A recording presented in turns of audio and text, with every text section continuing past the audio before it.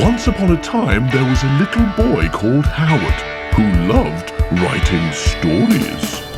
Little Howard dreamed of being a writer, and so he sat and wrote every night.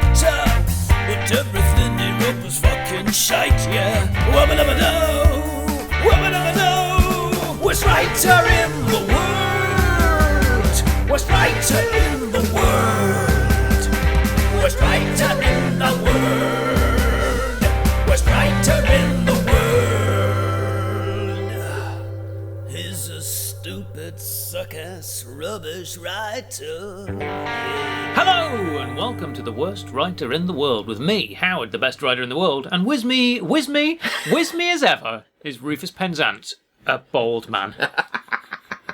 Who does nothing and is useless. Thanks, Howard. Thanks. Pleasure. This show continues to exist thanks to our subscribers on Patreon. We're hugely grateful and absolutely love every single one of them. Even Hayley Mathers, who wrote this week's plot so far. We discover that the Cybermen are attempting to create an ultimate Cyberman, Yes. which is gold-coloured to show it's the best. Yes. But an overcharge of Granithor power awakens it too early, and it blasts them away before doing clever things with the computer. The Time Lords see this and realise that the Golden Cyberman is building a giant drill on Earth. Deciding that the planet is in danger, they agree to send 2 incarnations of the Doctor, as well as 2 agents, to stop the Cyberman from doing something. Once reaching Gallifrey, the Doctor chops a couple of guards unconscious, realises he needed to ask them for directions, then meets his former self. Meanwhile, the agents get their pointless passports, and the man one complains about his fake name and insists on being called John because it wouldn't be a Howard story without at least one John.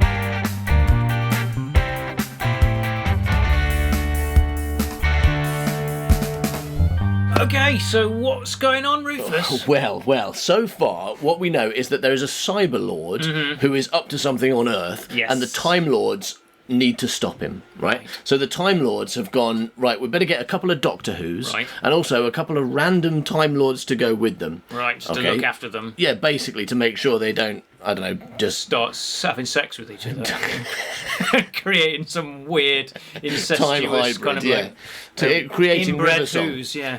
I think that's how that works, right? Doctor has sex with Doctor and River Song is born. I think that's true, right? that's actually and then he true, marries isn't her. It was not been possible until Jodie Whittaker took over, but now... No, I now think Doctor it was totally possible laid for those John up. Pertwee and Tom Tom Baker Baker to produce a baby if they really meant They it. certainly could have had a good go. All right, so the Time Lords are trying to stop the Cyber Lord. Yeah. All right, because they're like, no, Lord is our name. You can't have that. You can have Cyberman. We're not Time Men. All right, we're Time Lords. So they're really upset with the Cyber Lord for stealing half their name. So right? it's all kind of like legal stuff then. It's just jealousy. It's base jealousy. So they've gone, right, we better get some Time Lord agents to stop them, called John and Sarah. But then they've gone, oh no, John and Sarah aren't good enough. Yeah. They're too obsessed with what name's on their passport, right? We better get some good people as well, called Doctor Who and Doctor Who, right? Who are also called John Yes. on their passports 3 as well. Johns and 1 Sarah, yes. Again, what a lot of Johns. We've got 2 John Smiths, 1 John Jones. We've got Smith and Jones. That's true. And Sarah. Yeah, and Sarah. she's Right. there. So they're in the Time Lord dining room or whatever. Oh, right, yeah. waiting for the Doctor Who's to arrive. They're in the Panopticon. Yeah, sure. They're waiting for the Doctor Who's to arrive.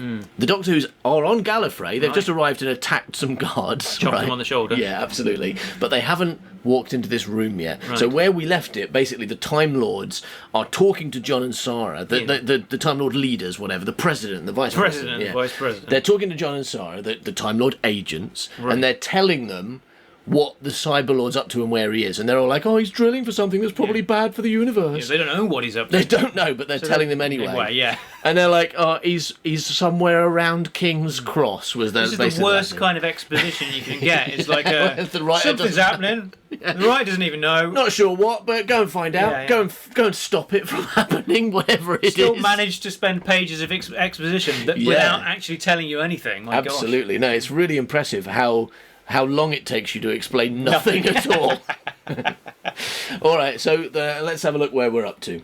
So the president is just saying, the Cyberlord is somewhere near there.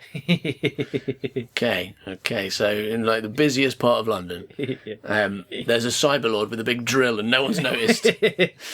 You will meet the Doctor in a cafe called Jimmy's. Who is the Doctor?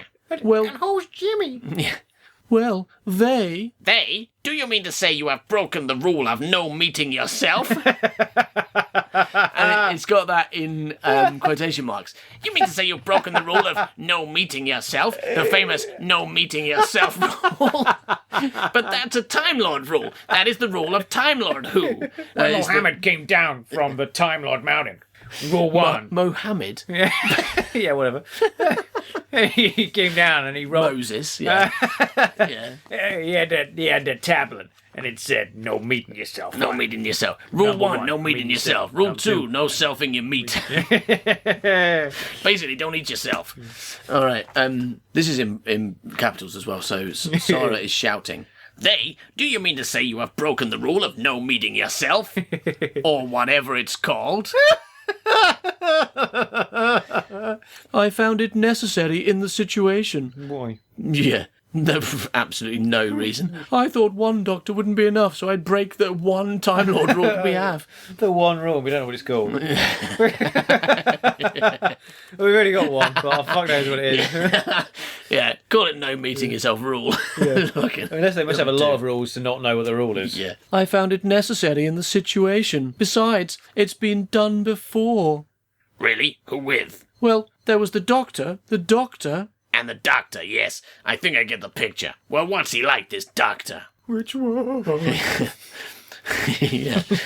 Well, you should be seeing him very soon. In fact, he's quite late now. At this point in time, the Doctors walk into the room. At this point in time, yeah. Not in 10 minutes, the Doctors will...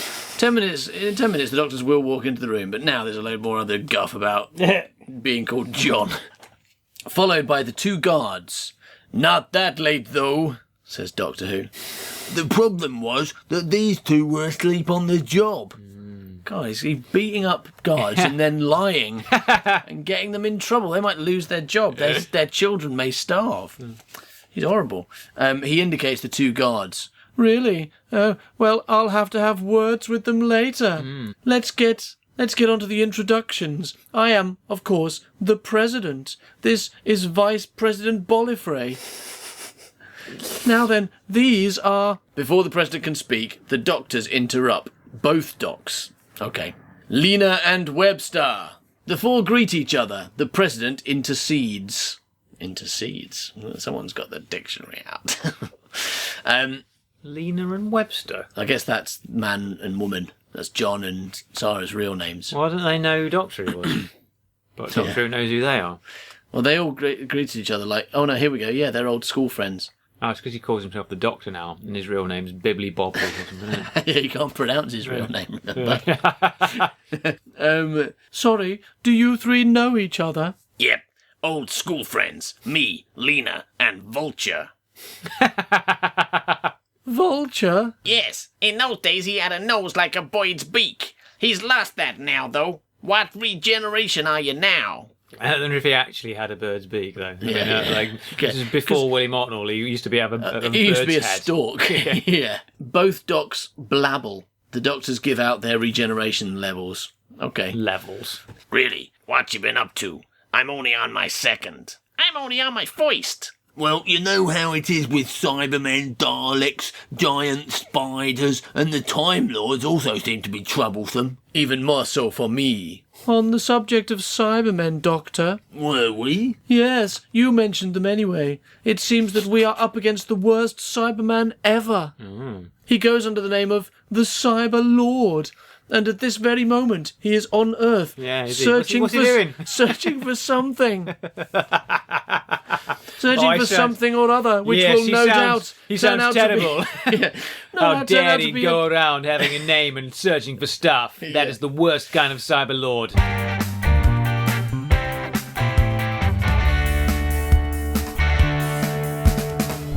We see the Cyberlord. He is in a tightly packed room filled with computers and other such things. He is sitting down at a computer console. He types some alien words across the screen. The computer booms out. Drilled near completion, no complications. Substance balleranium, still not located, though getting closer. How do you know? Yeah, not located it, but I feel that we're close. I've got a good feeling about this, says the computer. Hurry, I have no doubt that the Time Lords will send another spy computer. Report if there are any waves in the time-space continuum. No readings as of yet. The Cyberlord gets up from the console and walks over to large type of wardrobe. Yeah, with a single button on it. So he walked over to a large type of wardrobe with a single button on it. So it's probably a coffin, this one, then. Yeah. Yeah, probably, yeah. But it's lying on the ground and has got a dead body in it. And someone has buried it. I could almost laugh if it had been part of my programming. Programming? What's he talking about? He's not a fucking robot. Also, can't he illogically laugh then? Yeah, he can illogically think. He can illogically think, but he can't illogically laugh. Yeah. Yeah. I would almost laugh if this were funny in any way, but it's not. It's a box. Well, Larry, it's got one button on it. Normally wardrobes have got two buttons. Look, you Open stupid... button and close button. Yeah, you rubbishy one-buttoned wardrobe. Thank goodness laughing was part of my programming that I don't have. We see a black-clothed figure with his back to us in a swivel chair, staring intently into a blank screen. Occasionally, there will be a blip or bloop. Yeah, which is it? Occasionally, sometimes it's a blip, sometimes it's a bloop, okay? A blip. And the man, Master, reveal, will type the number 40 and a cross will appear across the screen. He's playing some kind of rubbish game, isn't he? What voice did the Master have in Candle of Ever? Was it Ethelred Chagrind? You did, you messages, man. Yeah. That's for that, yes. That's what you did. Yeah. A kind of French Cartman.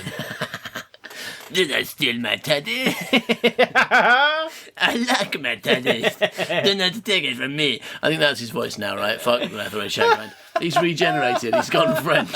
Okay. Do not steal my teddy.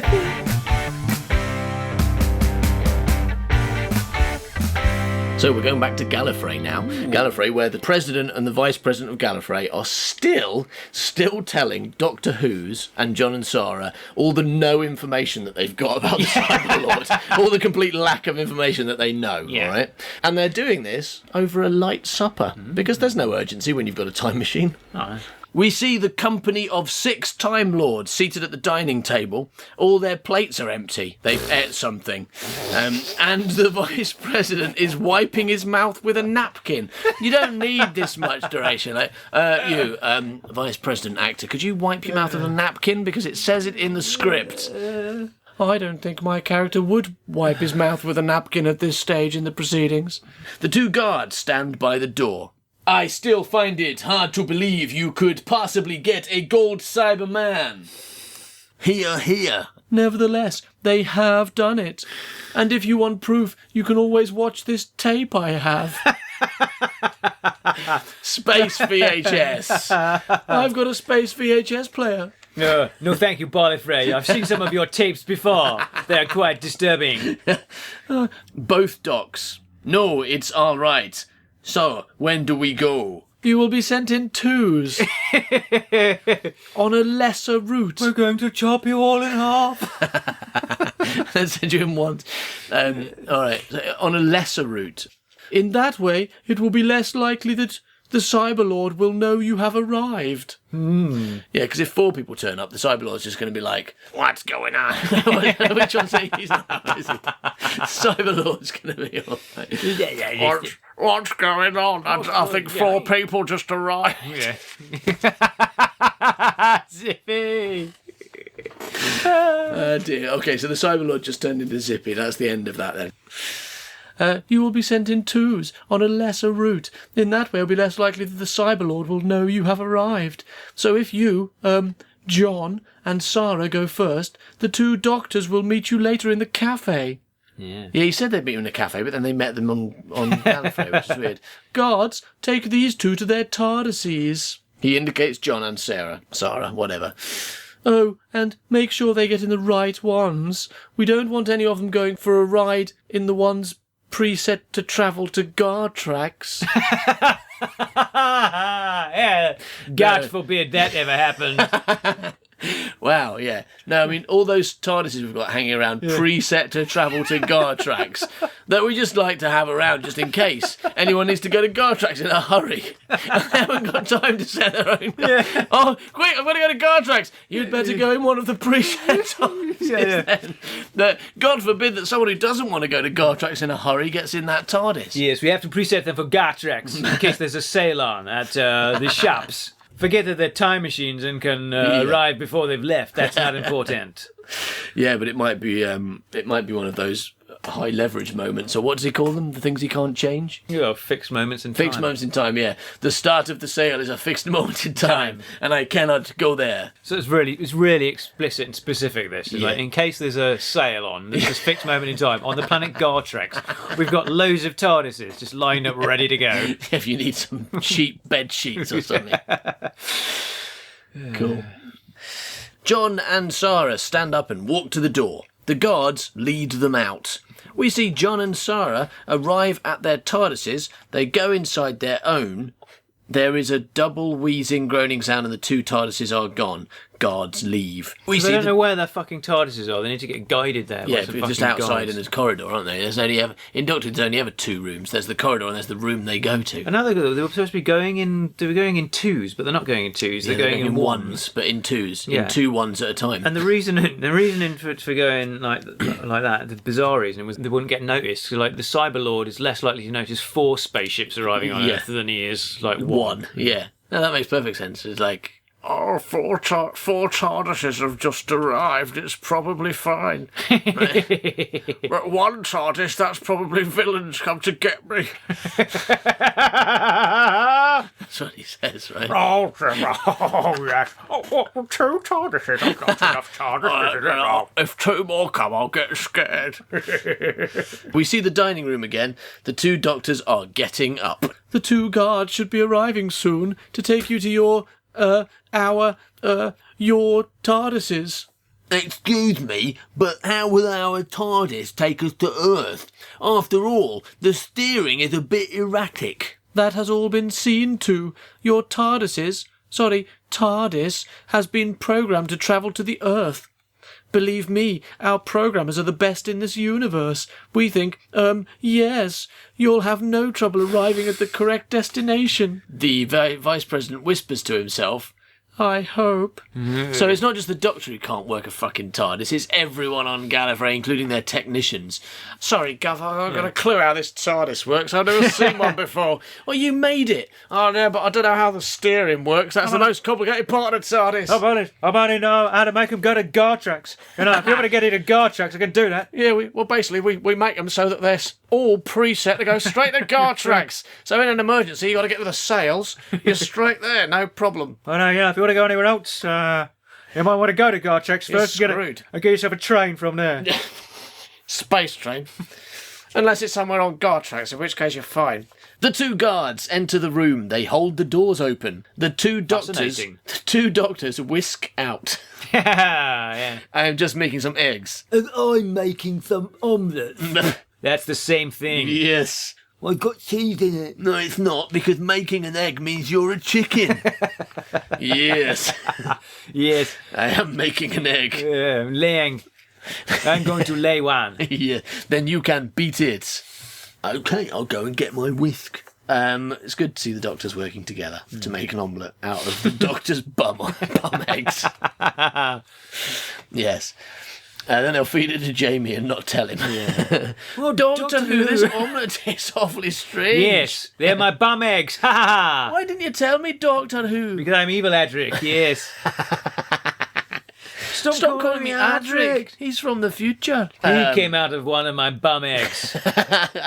Right, so the 2 doctors whisk out. The guards follow after them. The 2 doctors suddenly run back into the room before the doors can be shut properly. Both docs, ever so sorry, Goodbye, Your Highness. Oh, right, they forgot to say goodbye. That is exactly what's happening. And goodbye to you too, Vice President Bolifrey.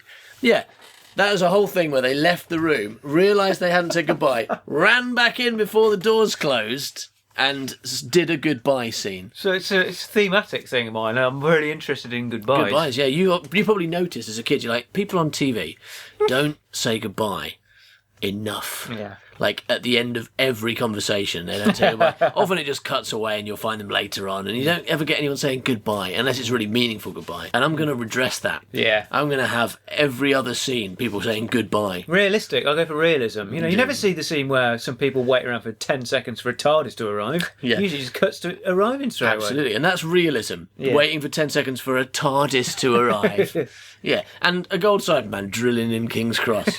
Realism. King's Cross. Oh, yeah, I'm drilling. I'm drilling a train. The two doctors leave the room again. The guards close the doors and lead them off. We see the two doctors and guards. The doctors go inside their TARDISes. Wow, that's interesting. There is another double wheezing, groaning sound, and That's the sound of the audience. Yeah, some of them are old, and some of them are bored. Yeah, they've all got old from watching this shit for fucking hours. What's happened so far? Someone's told somebody a thing 26 times. And a lot of weird boxes that make wheezing, groaning sounds have arrived. And the two TARDIS police boxes dematerialise. The Gurds. It was just a missing letter, but it looks like the Gurds. The Gurds watch the two TARDISes go. Then they walk off back down the corridor. That's a good scene. Yeah. Especially them walking off back down the corridor afterwards. Because like, in a real programme, you wouldn't see them walk back again, and you'd think that they lived there. But I show the truth that like people don't live in corridors. They go to their separate houses. One of them has a wife, but the other doesn't. They say hello to their wives. Yeah, this takes Their a minute. wives say hello back. They ask them what happened at work today, and they tell them that apparently some cyber lords are gone to King's Cross and he's drilling for something or other. The wife says, "Where the fuck is King's Cross?" Right, Howard, we're nearly at the end of episode 2. Hooray! And the Doctor Who's have finally left Gallifrey. Oh, wow. Oh my God, so it took them so long, but they have finally left Gallifrey, and now I've complained in the past about Terence Dix not being such a great writer. yeah, but he wouldn't have taken 2 episodes to do that. No, he wouldn't. Like half a page. He would have just sent them straight to Earth, like with a note from the Time Lord saying, "Go stop that Cyber Lord." Yeah. I invite them over for a 7-course meal. Well, he was good at conciseness, and he had to be, because otherwise he wouldn't have been able to write 1,000,000 books in his lifetime, would he, if he'd written at your length. Okay, so now we go back to the Master, who is in his TARDIS. We see the Master from behind again. He has still watched the scanner. Yeah. 2 blips appear. That's what we said last time, that we see him from behind and he's staring intently at the screen. And it's like, how do we know he's staring intently at a screen if we're looking at his back? 2 blips appear. The Master types 40 ? A few seconds later, there are 2 more blips. Once again, the Master types in 40, but this time there are 2 ticks across the screen. We see the Master from the front. He grins to himself, then speaks a single word. Doctor. Doctor. Doctor. Doctor. Doctor. Doctor. A single word, though. Okay, yeah. That, but a single word. We see the planet Earth from outer space. Which side? The Britain side. We see the planet Earth from Earth, but basically we see a house. We see the planet Earth close up, i.e. a house. We see Great Britain, then London. Then we see a quiet street. Is it zooming in, or are these just like cutaways? Like, doesn't It's matter. zooming in. It's zooming in, definitely. We see. But not really, because you couldn't possibly do that. No. We see Great Britain, but they can now. Again, Stephen Moffat stole your ideas. Just waited for technology to catch up with your amazing ideas. Yeah. We see Great Britain, then London. Shot of the earth before. Then we see a quiet street. There is a mother with a pram walking along it, and a little boy about 8 who is lagging behind his mum. There is a wheezing, groaning sound, and a gentleman's toilet and a lady's toilet materialise. The boy watches in amazement. Then out of the ladies steps a man. It is John. Oh, and then from the men's emerges a woman. It is Sarah. They got it wrong again. Yeah. Running joke. The little boy runs to his mum, who is about to turn a corner. Oh, he's got a line. Mummy, a pair of bogs just appeared down the street. Now, Simon, how many times have I told you not to make up stories? And stop using the word bog. It's disgusting. The mother grabs the little boy's arm and leads him off round the corner. We hear him yell, But I did see it, 2 bogs. we hear a slap, and then the sound of the boy crying. Yeah. Now, come on. We see Sarah and John talking to each other. After a brief period, they move off. Some 10 seconds later... What kind of period? Lady period? I think so. And John had it because they keep getting it wrong. After John has finished his period, because they are humans now, they leave. All right, so some 10 seconds later... So, how many? 2 seconds. 3 10 seconds. Yeah, 10 seconds later. You really don't understand how TV works, do you? You just like keep putting, there is a 10-minute pause in which nothing happens. Yeah. Then there is another wheezing, groaning sound and a disabled person's toilet materialises. Out of this steps the master. He takes a strange object from his pocket, presses a button on it, and wanders off in the same direction as John and Sarah. Does it say that they're cubicles, or does it just say toilet? It says toilets. So like a loo, basically. Yeah. An actual toilet appears. But one says men and one says women and the other says disabled. There's just 3 toilets. Does it say it on it, that one? Is it just as a disabled toilet appears? So the toilet's got no legs. Yeah. The toilet's in a wheelchair. Yeah. Okay. The master climbs out of the toilet. It's fucking wet in there.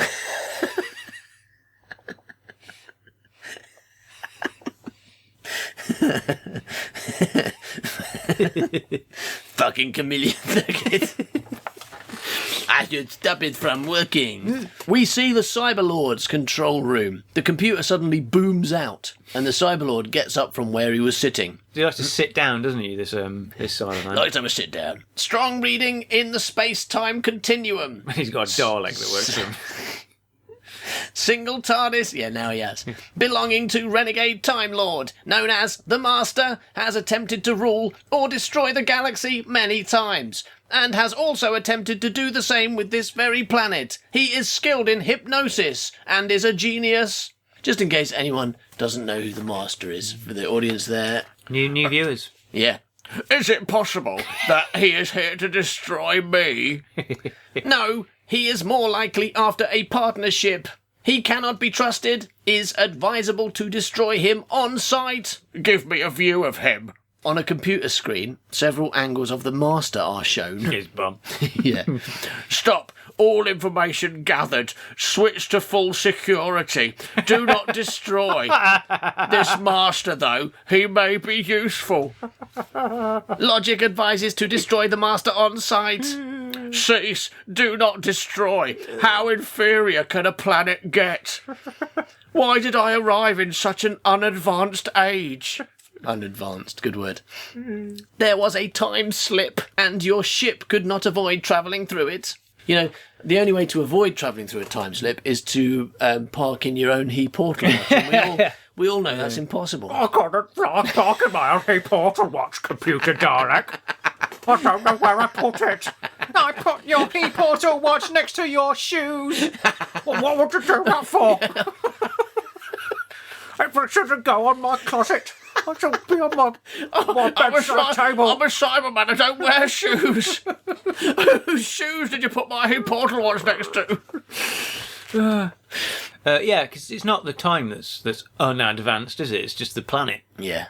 Yeah, time can't be advanced. It could go to cyber world or whatever. It's probably super advanced then. Yeah, you should have gone to cyber world.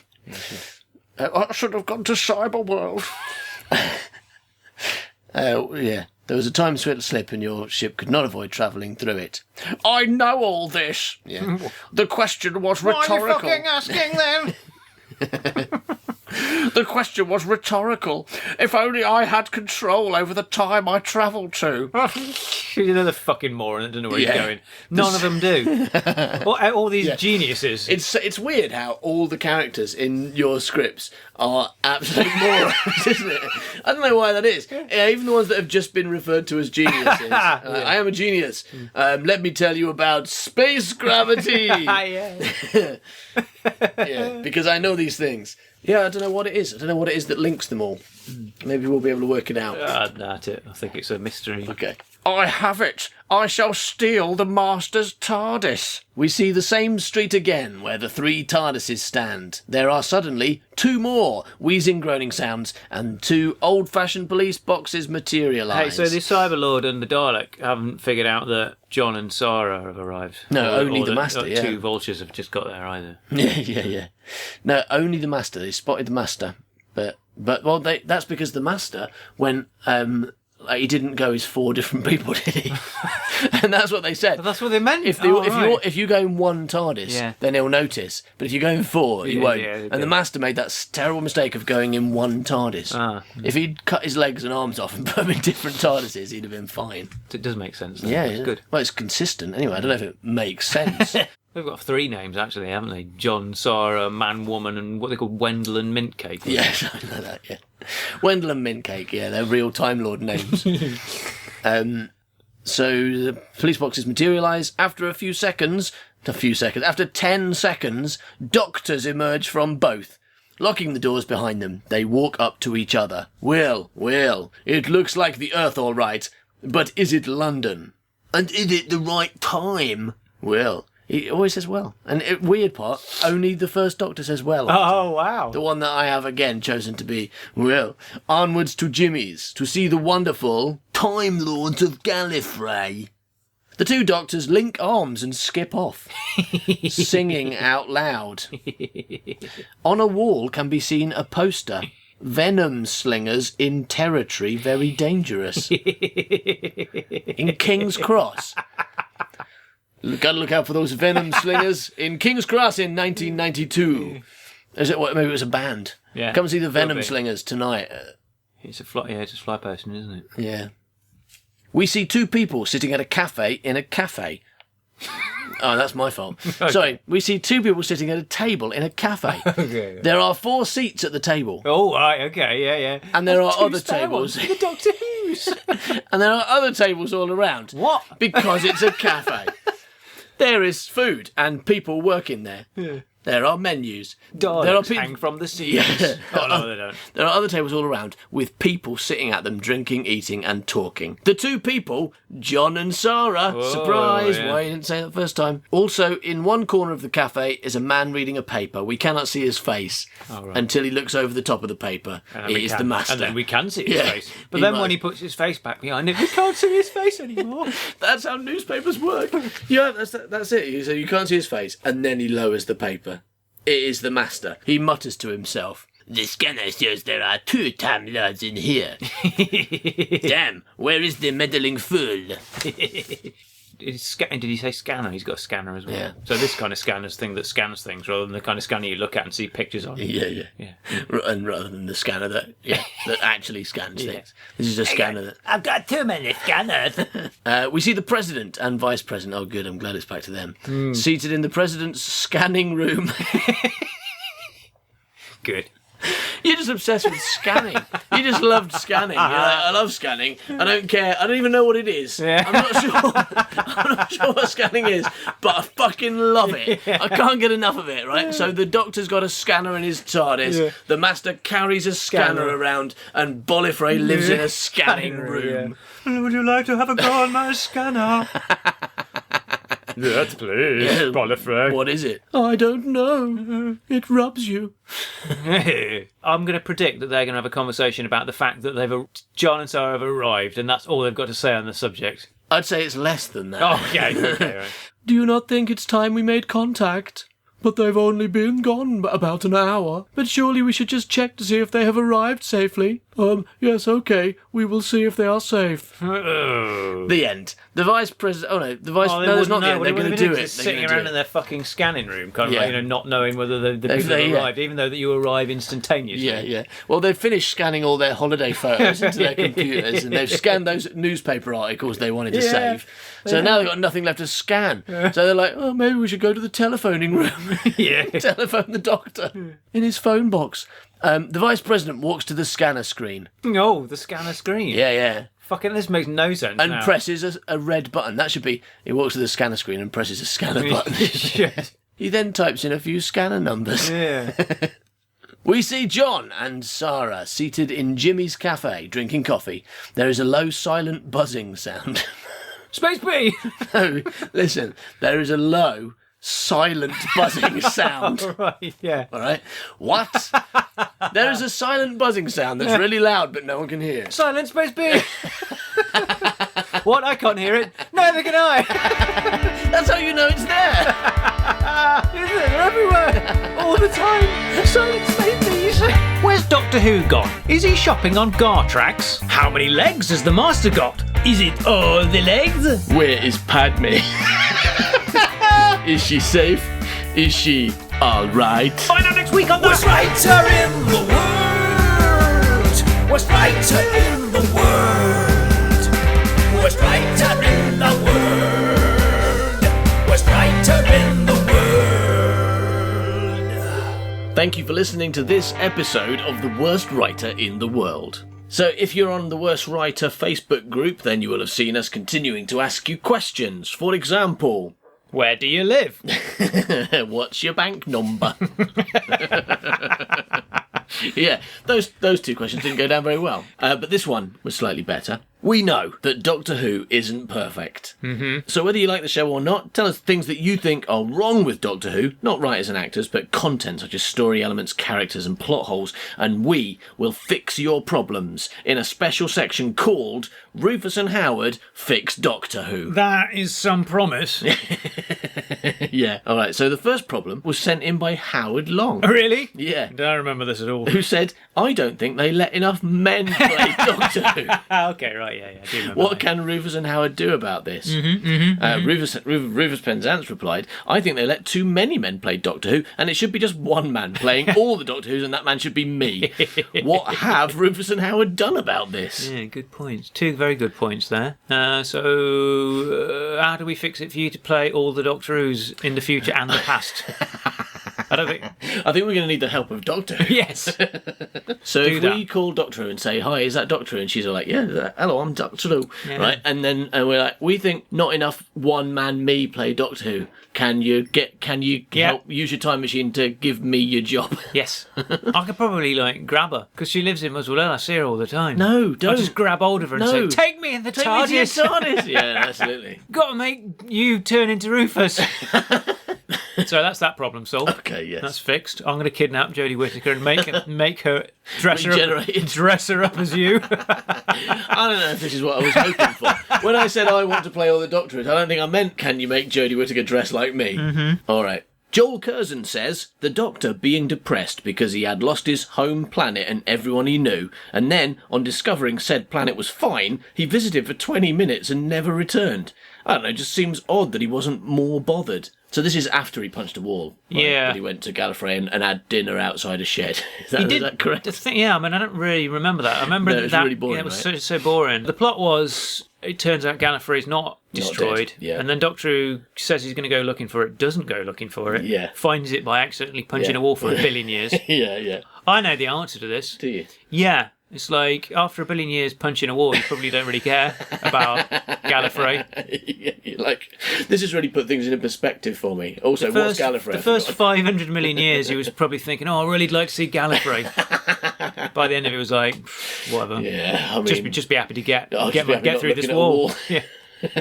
Yeah. Katie Smith says, whatever happened to Jenny, the Doctor's daughter? She married... She married Doctor Who. She married Doctor Who, right? Yeah. She married David Tennant? Is that true? Yes. So, and she's also Peter Davison's daughter, is that right? 'Cause Yes. this is one of the weirdest things, right? Mm-hmm. So the woman who played Jenny is Peter Davison's daughter, and he's Doctor Who. Georgia So she's Moffat. Doctor Who. So she played the daughter of Doctor Who, and she actually is Doctor Who's daughter. Yeah. And then she got married to surname's Doctor Who. Moffat for no good reason it? other than Stephen Moffat, probably. So maybe her other dad is Stephen Moffat. Stephen Moffat and Peter Davison, because Stephen Moffat loves Peter Davison, so he had sex with Peter Davison. They had a that makes daughter. sense. Russell T Davies cast her in Doctor Who. Then David Tennant married her. Yeah, amazing. And now they've had little baby Daleks. That's where Daleks come from. And that's where Daleks come from. I mean, it makes sense. That sounds like a Stephen Moffat plot. Yeah. Keanu Morel says, why does the Doctor care about Earth so much? Did he marry it or something? Okay, that is it for another week, Howard. Oh, woe is me. Don't worry, we'll be back next week with episode 3. Oh, yo is me. If you need something to listen to in the meantime, you can get Time Pig for free by going to manbuycow.com/timepig. And then you can listen to over 2 hours of us reading Howard's Choose Your Own Adventure books that he wrote when he was about 11, right? Even I do some reading in that one. Yes, it's the first time you can hear Howard read. Talking of which, if you want to hear Howard and me reading stuff that Howard wrote when he was a kid, maybe a bit more than all this audio, and you want to look at our lovely faces as well, in a few weeks we're going to do a live stream in which we're going to read some short things that Howard wrote. That'll be on the 13th of October, on Saturday the 13th of October. Yeah, 2018. Yes. So if you're in the future, you can't... Don't be hassling us about how... Unless you've got TARDISes 5 and you can travel back, and then you can watch it maybe. You're going to need all 5 to get back to somewhere like 2018. Well, at least 4, otherwise a Cyberman might spot you. Yeah, but don't, for goodness sake, don't come back. 2018's fucking awful, guys. Jesus Christ. Well, we don't know what 2019's like yet. So we're going to do the Worst Writer live stream at 8 p.m. British time. British time. No, Venusian time. On Saturday the 13th of October. The best way to find out about that and be reminded is to join our Facebook group, which is called The Worst Writer in the World. Easy. Or if you want to stay really up to date with what we're doing and also get loads of other stuff we're doing, I do. You can join our secret gang on patreon.com/manbuycow. Yes. For example, right now, you are missing Gret Binchleaf and the Pyramid of Pythera, which is the most ambitious crowd-written Gret Binchleaf story in history, with either 34 or 35 writers. We can't quite remember which one of those numbers it was. 35 different people writing one Gret Binchleaf story, and all the logic you expect from something like that, which contains great moments written by Howard, such as this. Behind a wall, someone did a thing. Now, let us use the power of great literature to see that someone behind said wall and the thing that they are didding. What are they didding? Thanks for listening, everybody. Bye-bye. Bye-bye, Doc. He's a stupid, suck-ass, rubbish writer. Yeah.